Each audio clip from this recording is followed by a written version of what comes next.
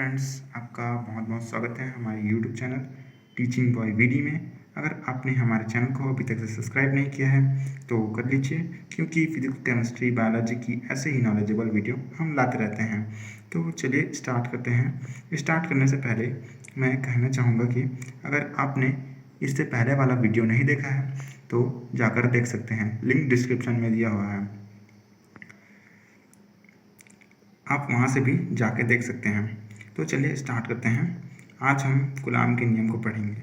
पिछले पार्ट में हमने आवेश का प्रयोग देखा कि आवेश कैसे आकर्षित तथा प्रतिकर्षित होते हैं। तो चलिए कूलाम का नियम देखते हैं।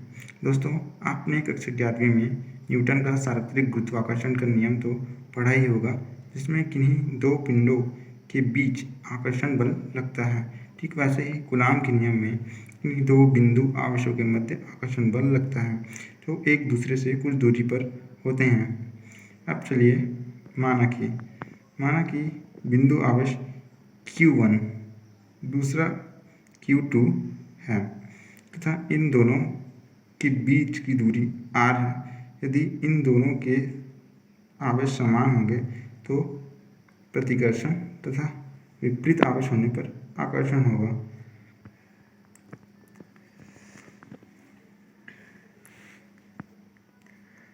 चलिए परिभाषा से देखते हैं।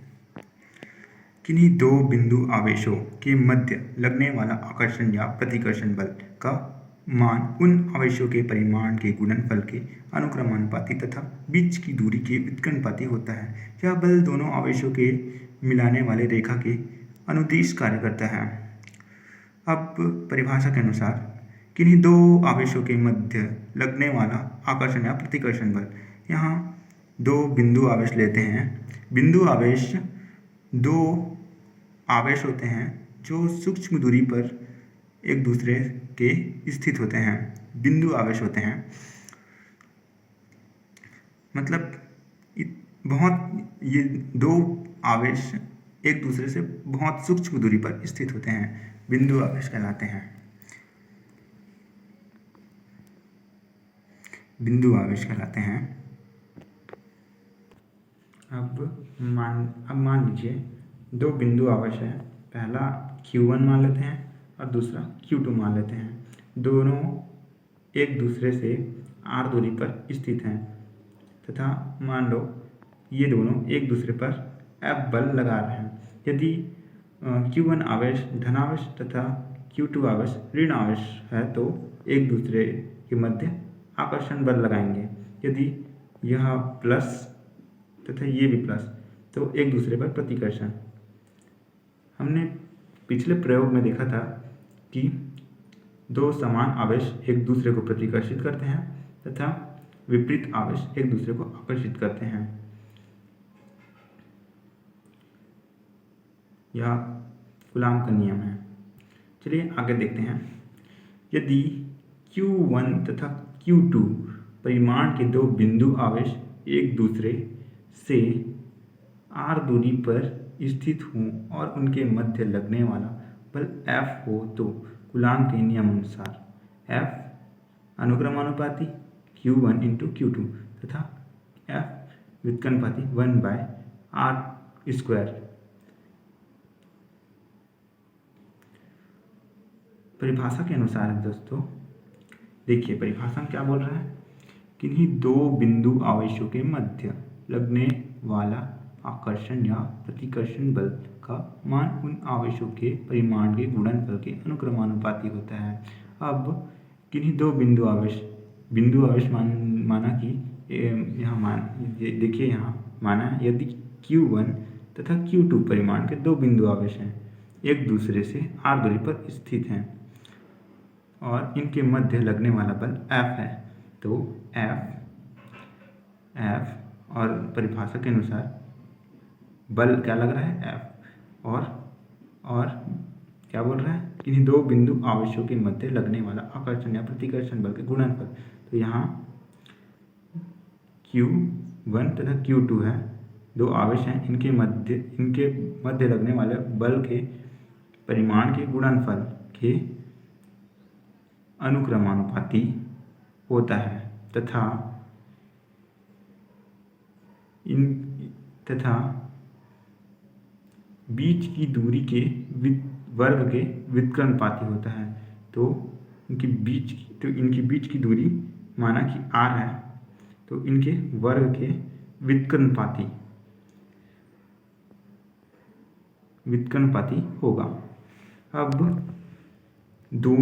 दोनों को मिलाने पर f व्युत्क्रमानुपाती Q1 into Q2 by are square, या F equal to K Q into Q2 by are square. समीकरण 1। यहाँ ये K कैसे आया?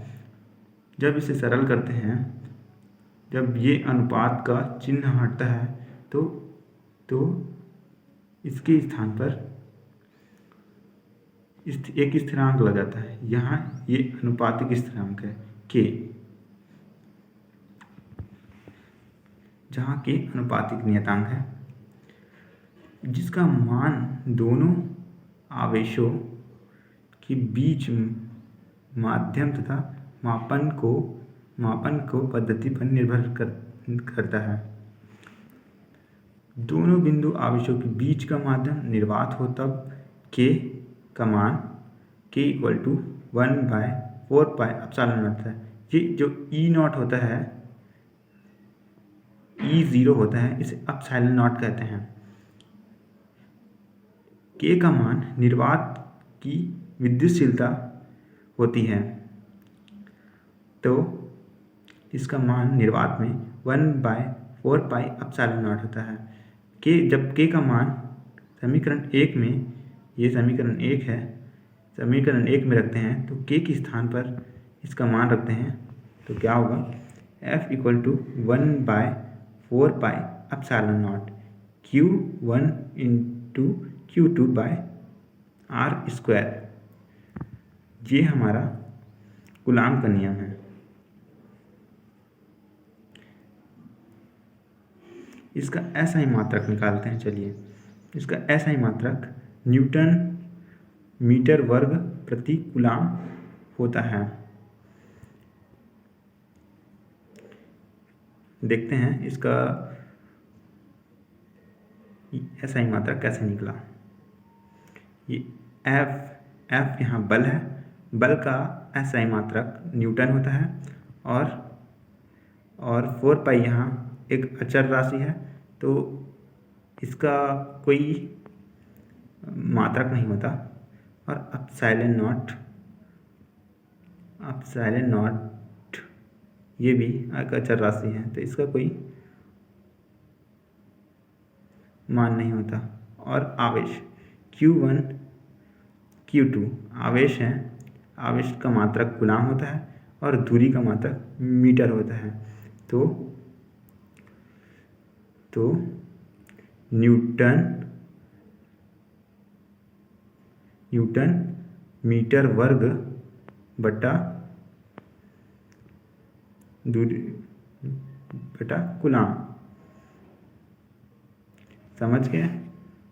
आई होप आप समझ गए होंगे। नहीं समझे तो यहाँ मैं करके बताता हूँ। क्या हो गए? अगर आपको फिर भी समझ नहीं है तो यहाँ देखते हैं F बल का ऐसा ही मात्रक न्यूटन होता है, और 1/4πε0 ये अचर राशि है, इसका कोई मात्रक नहीं होता। और Q1 तथा Q2 आवेश, इसका मात्रक कूलाम होता है, और R का स्क्वायर दूरी का मात्रक होता है मीटर।